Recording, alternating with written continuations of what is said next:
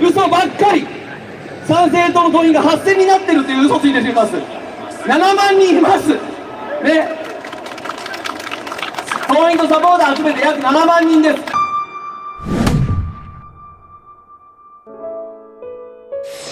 今ですね、国会がもう終わろうとしています。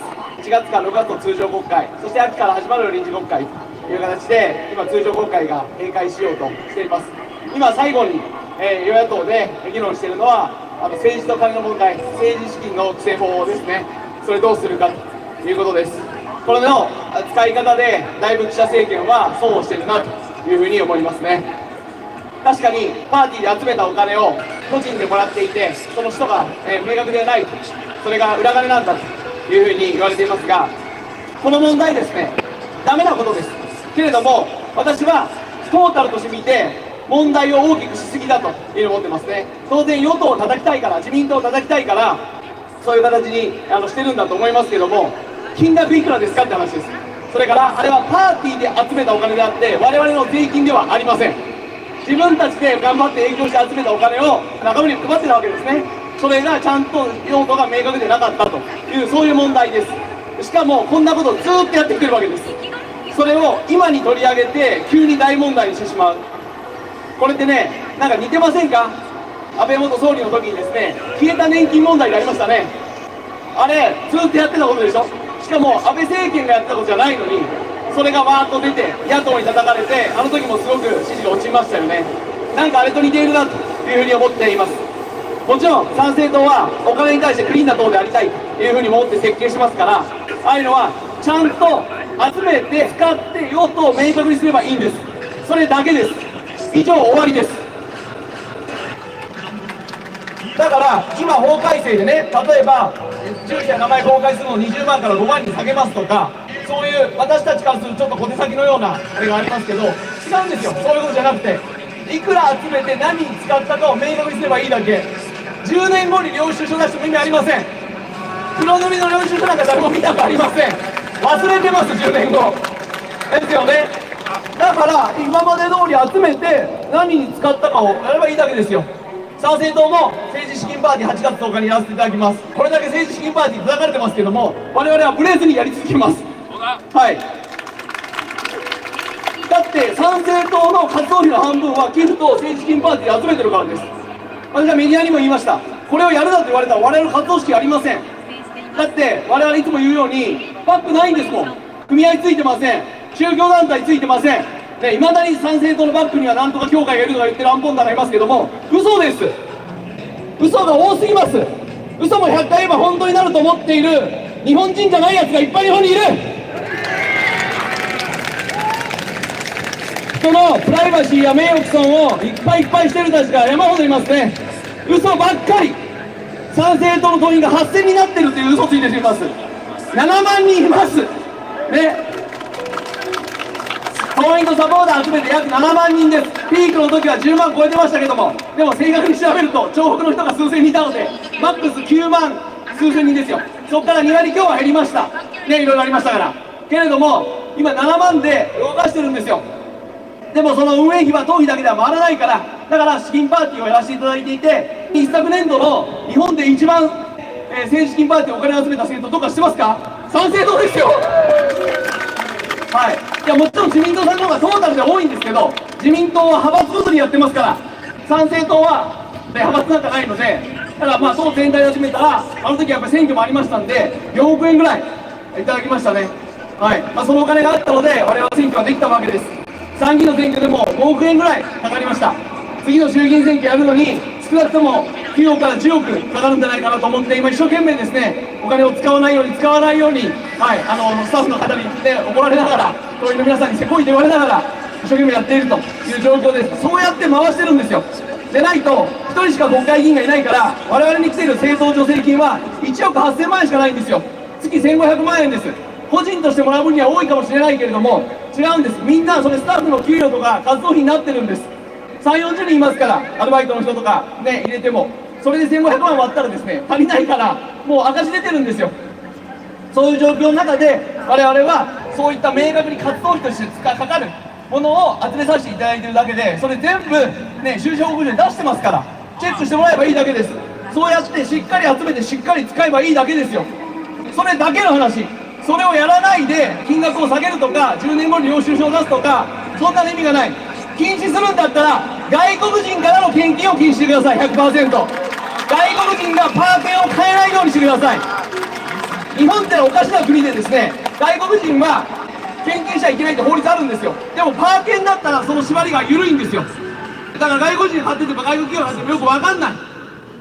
そういうのがやっぱり不信感なわけじゃないですか。おかしいと思いません？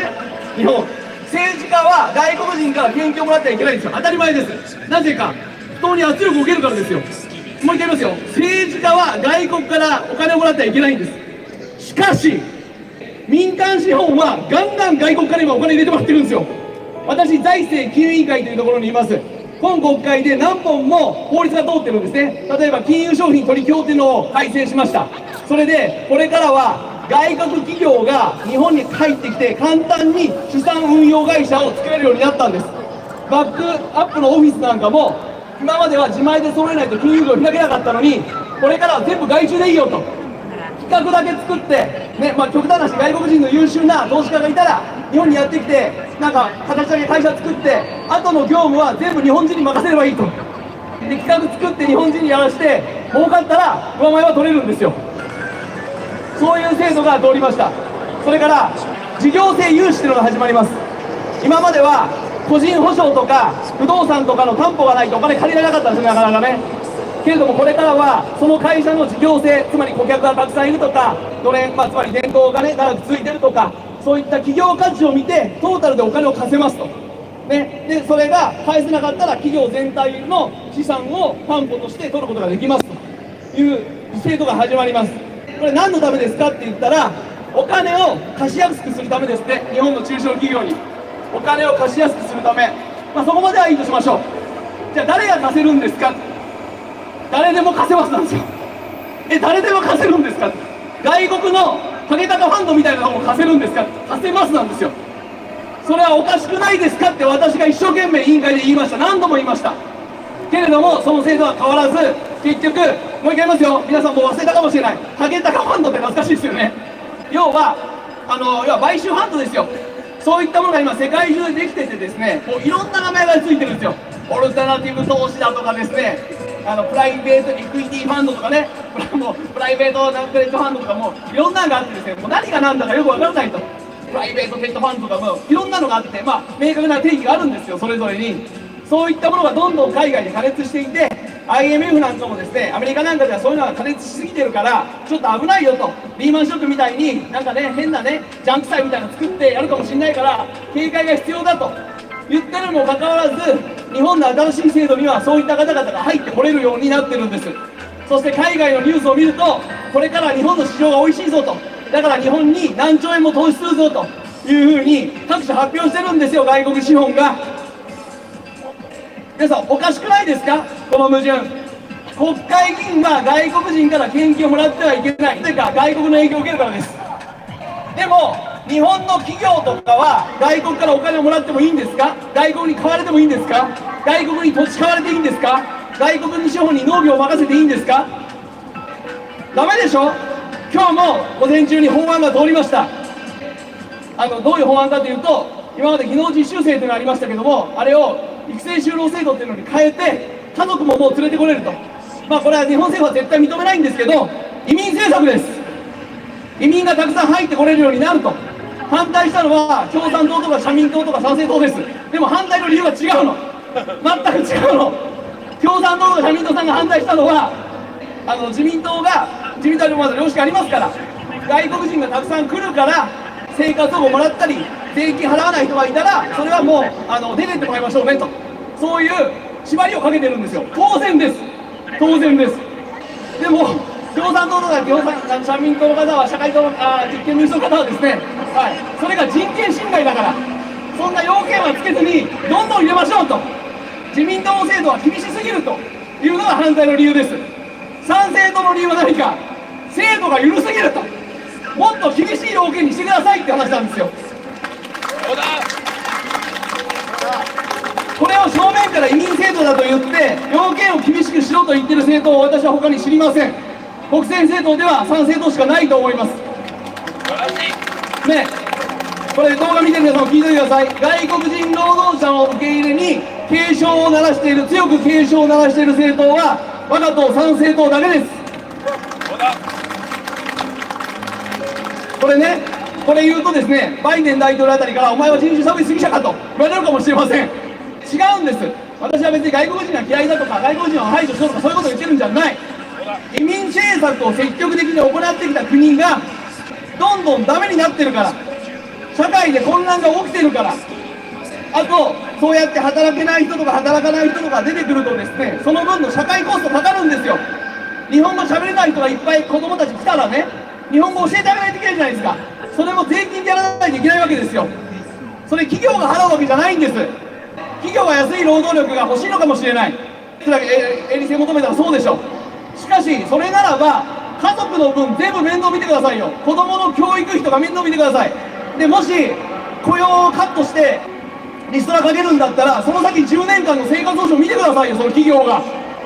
でしょね、入れる時だけは入れてくれ入れてくれと言ってね、で政府とブローカー使って間に中抜きさせて入れてくる、ね、外国人だって不幸ですよ、中抜きされるから。手のいい人種売買だと言ってる国もありますから、日本のことに対してね。そんなものをやらせておいて、でいらなくなったら切るでしょ。だからあとは国民の税金で社会保障を見ないといけないというふうになるんですよ。他の国もそうなってるの。そしたら来た外国人もいい話聞いてきて、ね、そうやって悪い労働条件で安く働かされて、で都合が悪くなったら都合がいい時に切られて、したらそんな日本に恨み持つじゃないですか。日本人に対していいイメージ持たないじゃないですか。そういう人が社会からあふれたら、それは犯罪も犯しますよ。男性で力が強かったら、それは性犯罪も増えますよ。ヨーロッパそうなってるから。アメリカどうですか。我々は別に排外主義でも人種差別をしてるんでもないんです。急激な移民政策は国の根幹を揺るがすから。そしてね、いずれ数が増えてきたら彼ら絶対求めてくるのは外国人参政権です。間違いなく求めてきます。間違いなく求めてきます。間違いなく求めてきますから。そんなのね、見えてるんですよ。そしたら外国人移民をたくさん送り込んで、その国の文化や社会保障制度を破壊させて、最終的に参政権取ればですね、戦争なんかしなくてもその国を乗っ取れちゃうじゃないですか。これインページョンじゃないんですか。侵略じゃないんですか。なんでそういう警戒感がないの。なんでセキュリティとか防衛を考えてる人たちはそういう議論をしないんですか。我が国では人権の問題じゃないんですよ。来た人は手厚くすればいい。でも入れたらちゃんとケアしないといけないし、日本人は差別はあんまりしないから簡単に入れるなって話です。でなんで入れるのって、人手不足って当たり前ですよ。こんな子供減ってたら。子供減らしたの誰ですか。なんで子供減ったんですか。経済がダメだからでしょ。経済ダメにしたの誰ですか。日本国民なんですか。たまにね、日本国民が頑張って働かないからなんていうトンチンカなこと言う人がいる。違う。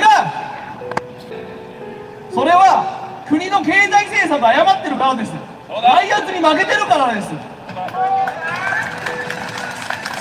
なんで外圧に負けてるんですか。日本が自立してないからでしょ。日本が自分の国したら自分で守らないからでしょ。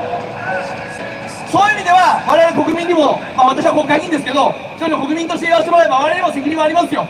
やっぱり自分の国は自分で守るという、そういう強い意識を持って軍隊もちゃんと作って、外国と外交を対等にできる状態を作らずにお金で済ましてきたから。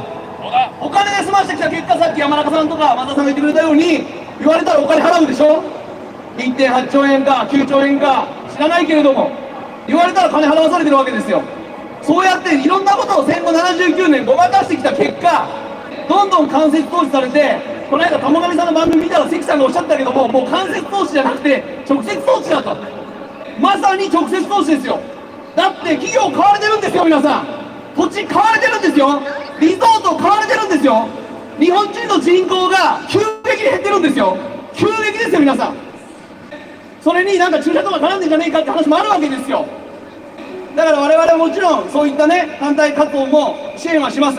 これの皆さんもたくさん参加されていますけどね、それだけでもダメなんです。そこも大事けれども、今日いろいろ話したような経済の話から外国人の移民の話、そういうものをトータルで考えて、これは侵略工作だというぐらいのシミュレーションをしながら、本当にどうか分かりません、そんなのは。そんなの本当だって言ったら陰謀論だってまた言われるから。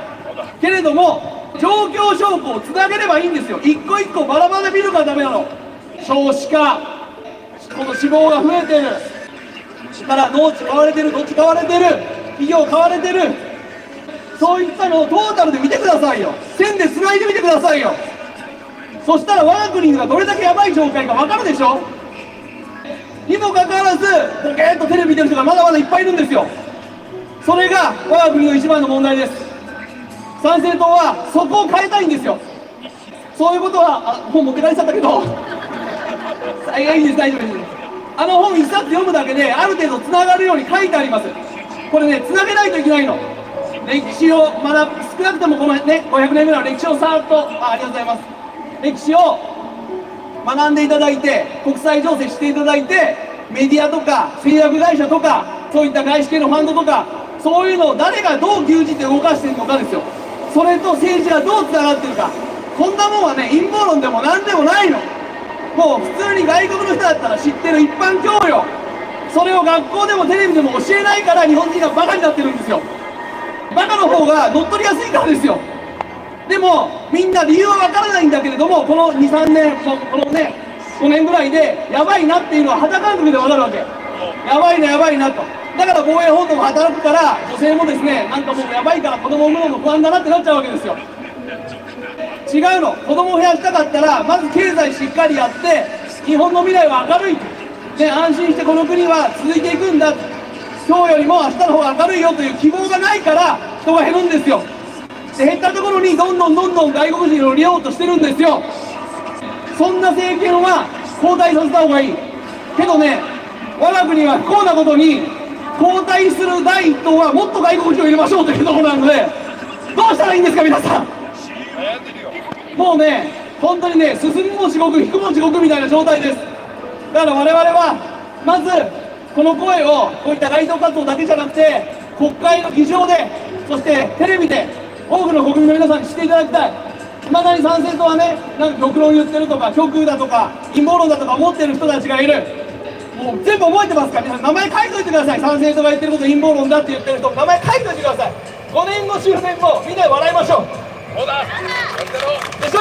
コロナだっておかしいですよね。俺参政党は嘘ついてって散々言われたけど、今ねある程度事実が出てきて誰もごめんなさいって言わない。参政党の裏になんかついてるって散々言ってたけど何もなかったでしょ。いないんだから誰もごめんなさいって言わないですよ。嘘ついて人の名誉を傷つけたらちゃんと謝ってください。確証のないことをばらまいて人の名誉を貶めるっていうのは日本人としては絶対許されない行為だと思います。正々堂々と事実ファクトで勝負しましょうよ。だから我々はそういったよく分かんないことで言い争ってやりもしないし、もう本当にひどいものは法的な対応しますけど、そんなことで言い争わないんです。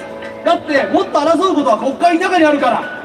今日私が話したような経済の政策、これ誰もねみんなちゃんと取り上げてくれないけれども、メディアもちゃんと取り上げてくれないけれども、5年後10年後大きなダメージになりますよ、我が国にとって。今作ってる金融の制度が。その時に私が今回の国会とかでしてる質問とかを見てください。神谷が現象の話は全ては当たらない。いや当たらなくていいんですよ。本当は当たらなくていいと思うけど、私が懸念していることはおそらくいつかは実現化します。その時になってってなってね、でこれほら失敗だったじゃないですかって、その時に官僚とかを指摘しても、いや失敗とは思っておりません、その時のベストを尽くしましたというふうに答弁されます。もうだってそうですもん。今でも不良債権の処理とかで上げ高に買われましたねと、町銀に9兆円かけて再建してですね、10億円でね外資に買われちゃいましたよねね、失敗でしたねって言ったら失敗とは思っておりませんっていう答弁だから、そういうことなんです。これからもそれが続きます、ね、そしてどんどん無駄遣いされるわけですよ。我々の資金が無駄遣いされて、それでお金がないって言って税金社会保険料を上げられるんですよ。でますます生活が苦しくなるんですよ。 GX だって言ってね、脱炭素って言って20兆使ってるんですよ。すでに20兆。子育て支援にかけた予算は今年 3.6 兆。しかも我々が社会保険料を上げて絞り出して 3.6 兆、ね、でそれやったかって子供増えません。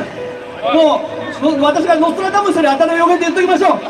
今の政政権の子育て政策では子供は増えません。増えません。だって私子育て世代ですもん。子供1歳と5歳、もう1人2人授かりたいと思ってます。政府の今回の政策聞いて、よしもう1人と思わないですもん。いやもうその前から思ってるけど政府の政策でそうは思わないって話ですよ。やるなら思い切った予算で国民がはっと思うようなことをやらないと意味がないの。中途半端にいろんな事業をかき集めて、ね、お金集めたってダメなんですよ。無駄なところにいっぱいお金が使われていて、肝心なところにお金が回っていない。それをメディアも指摘しないし、我々は、私もね、野党で不甲斐ないんだけど、野党も弱い。国会の議論が地に足がついてないと私は思います。こういうのはね、今一人で言ってても負け犬の遠吠えみたいなことになるから、私はこの議論を国会の議場でしたいんです。少なくともテレビの討論番組に出て他党の代表の方々とこういう議論を国民の皆さんに聞いてほしいんです。そもそも論点おかしくないですかって。国民はそんなこと求めてませんよと。メディアが作る争点、政府が作る争点がおかしいと。もっと本質的な日本をどう立て直すかとか、日本人の意識をどう変えるかと、日本をどう守るかという議論が今求められているのに、全然違う議論がなされている。レベルが低すぎる議論の。それはね、国民政治に関心持てませんよ。選挙に行きませんよ。今回の都知事選挙も40人ぐらい出るんですか。もうね、なんか茶番になってますよね。もう散々聞かれました。賛成と誰を応援するんですかと。私神谷宗平だから神の漢字がついてる人好きなんですよ。ごめんなさい、冗談ですけど、いや我々は玉上さんがね、もともと顧問をしていただいてましたから、彼は今回無所属でやれるということなのであれですけども、賛成党員の皆さんも圧倒的に玉上支持ですから、どうぞ皆さん応援してくださいと。はい。で、私も党としてはね、今回組織的には動けない、他にもちょっとやることがあるので動けないですけど、呼ばれれば個人では行きますし、松田さんだって山田さんだったり皆さん応援に入られるんじゃないかというふうに思います。もう20日から始まりますからね。でもああやって玉上さんとか出られて争点を提示されてるけれども、何かもう1対1の戦いだみたいにもうなんか作られてるじゃないですか。いや40人の戦いですけどと、なんで1対1なんですかと。もう勝つ人決まってるからフォーマットに入れても意味がないとかね、中国で我々もやれましたけど、はい、そんなのね、皆さん惑わされずに、とにかく誰の政策が一番いいか、そしてその正しいことを言ってる人たちの声が届かないのはなぜなのかっていうことを自分が投票して、なんだったら街頭演説とか聞きに行って、その現場の雰囲気を感じて、なぜこんなに正しいことを言ってる人の声が国民に届かないんだろうかというところに、そこに我が国の闇があるわけですよ。そこに我が国の問題があるわけですよ。正しいことがあるべき政策が届かないことが我が国の問題なんですよ。どうでもいい争点でどうでもいい候補がどうでもいい選挙をやるから国民がしらけてるんですよ。もっと国民の心に響くような、ね、日本人の愛国心とか国を思う気持ちとか子供や孫を思う本当の真心に届くような訴えをきちっと取り上げて、そこを争点にすべきなんです。参政党がこうやって国政政党になって176万票いただいたのは、そこが少しできたからだと思います。我々はしばらく選挙が伸びたので、もう一回今ですね、いろんな党の例えば本部スタッフの役職の入れ替えとかですね、タウンミーティングのやり方を変えるとか、今組織改編とか事業改編をこの7、8、9とやっていきます。そして私は全国47都道府県は回れないんですけど、35都道府県ぐらいを回っていきます。素晴らしい。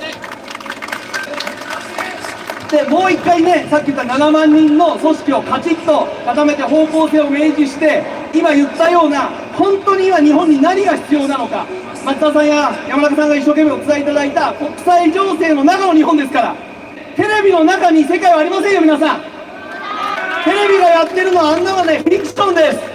テレビを見てでも世界の状況わからない。テレビはこういうね劇場をやってるんだ、映画を見てると思ってください。テレビは映画をやってると思ってください。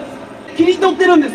そうじゃない、リアルなのはぜひですね、皆さん自分の感覚で捉えてください。ネットや動画を見たり、海外にいる友達に連絡をしたり、そういう形で世界のリアルをしっかりと捉えて、自分の頭で考えて、今日本がどういう状況で何をしなければいけないのかということを考える人を増やす。それが参政党が目指す政治組織を作ります。そのための政治家を育成します。そのための活動をどんどん広げていきますので、皆さんしっかりと見ておいてください。誹謗中傷妨害、いろんなことこれからもあるでしょう。叩かれるでしょう。意気消沈することもあるでしょう。しかしね、私は頑固なまでにぶれないので、殺すぞと言われてもやめませんから。最初に決めたことをきちっと最後までやる行動で示します。だから誹謗中傷とかね、デマとかそういったものに流されずに、参政党がどういう行動をしているのかっていう行動を見てください。